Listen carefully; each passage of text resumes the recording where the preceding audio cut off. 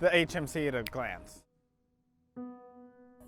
So the HMC was born at King's College. We were starting up a bunch of choirs with the guys there, and I sat back with some friends who were like, you know what we don't have is we don't have an orchestra. So we started an orchestra, which soon became a wind ensemble, which soon became too big for its boots. And so we moved from King's and we grew into the HMC, which now, just starting 5 years later, has an active membership of about 250 people every term. We run all year round. We have 9 ensembles. We do $10 an hour subsidized lessons. We have a free instrument lending library. We do about 80 concerts a year, and we have free Sistema programming starting up for kids. The idea for the Flashmob happened actually at a meeting for another film project the HMC was doing. We're creating a film of our Inventions concert from last year, and I was meeting with Mike Ritchie, our VR specialist, and Paul McNeil, who directed the project last year. And as we walked around the library for this meeting, we realized that it was an incredible opportunity to harness the technology that Mike brings to the table, the VR technology, with the amazing capacity for the HMC to do huge ensemble music in really cool spaces. Hello everyone, my name is Mike Ritchie. I'm in virtual reality right now. 360 video is also known as panoramic video, is essentially a camera that can film in every direction. So basically like Google Street View, but for video. So I told John that I was into 360 video, and he was really excited about it. He immediately was interested and thought that we should film something for the choir, which I thought was a great idea. And then the library was just a perfect location. It's so angular and architectural that it was really just ideal, and a really nice, contained, bright space as well. So we knew we wanted to do the Flashmob in the library. It's new, it's spectacular, and so our point of contact with the library was Bruce Gorman, who was upside down and backwards helpful with this project. Could not have done it without him. As soon as we reached out and laid the project out for him, he welcomed us with open arms. So one of the great features of this library is we have a creative lab and we have a media studio. So in the creative lab, makerspace, all kinds of creative activities can go on, driven by technology and other things. And we have these great music studios that will create the next generation of musicians with the latest instruments and the materials to do the mixing and those kind of things. So the building is here and it's ready to take on people in whatever challenges and whatever endeavors they're looking to undertake. It embodies what the library is really about, which is innovation and creativity and community and space, technology and possibilities. So, you know, when you put this technology with that, it really kind of works, Sarah, right? I love it. It's really, it's really neat, and to see this opens up the world of, you know, what we're going to be doing in 5 years. So I look at this, strap that thing on my head, and it's like, holy cow. You know, it's what people would have thought of a BlackBerry 20 years ago. One of the most interesting stats that I can provide, just the past couple months, actually in May and June, each day we had 6,000 people coming into this building. We've created the third space. It's a place where people can come and make it the space that they'd like. If they want to watch a movie or take in a flash mob or have a great meal, all those things can be done here. So whatever the community wants this place to be, that's what it'll be. And when the flash mob occurred, in that moment in time, the building stood still, and it was a great moment for the community to take in some fabulous music. So I was just hanging out in the on the main floor, and then I started to hear only like 2 people singing. Like, it was really quiet at first, and so I like turned around and they were standing in like kind of the very center of the library on the main floor, and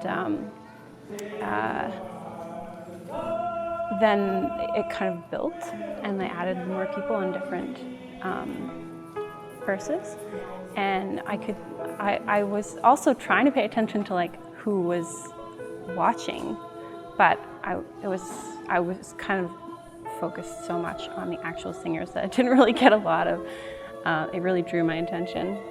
So the call for singers to get people involved to sing in the flash mob was done through our huge network that we've built over the past few years.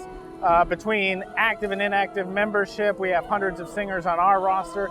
As well, we're connected to choral groups, church choirs, and independent choirs all over the city and farther reaching.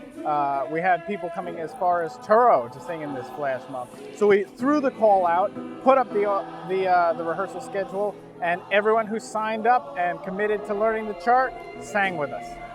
I had great fun. First of all, when I heard that we were going to sing this song, like Fare Thee Well Love, I was excited. I love folk music, and this one is Nova Scotian folk music. Was I think sung first by the Rankin family in 1990, and I heard this song like this is the most beautiful song I've ever heard. So before I even came to rehearsal, I became very excited. And when we come to rehearsal, it's like I didn't know we were going to catch people by surprise in the library, and that's actually my favorite moment.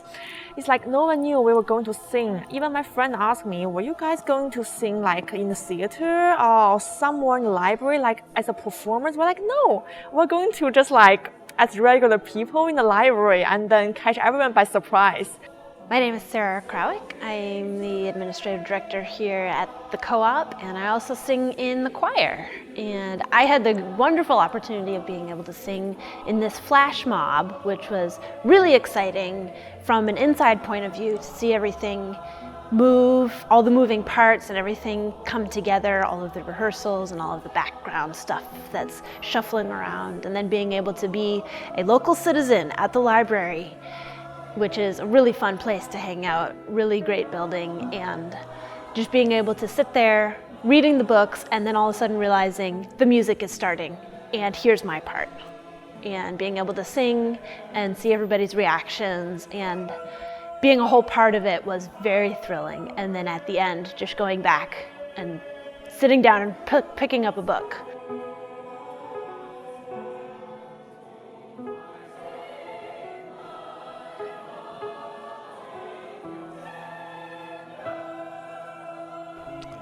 I'm Benjamin Gardis. I've been singing since I was 10.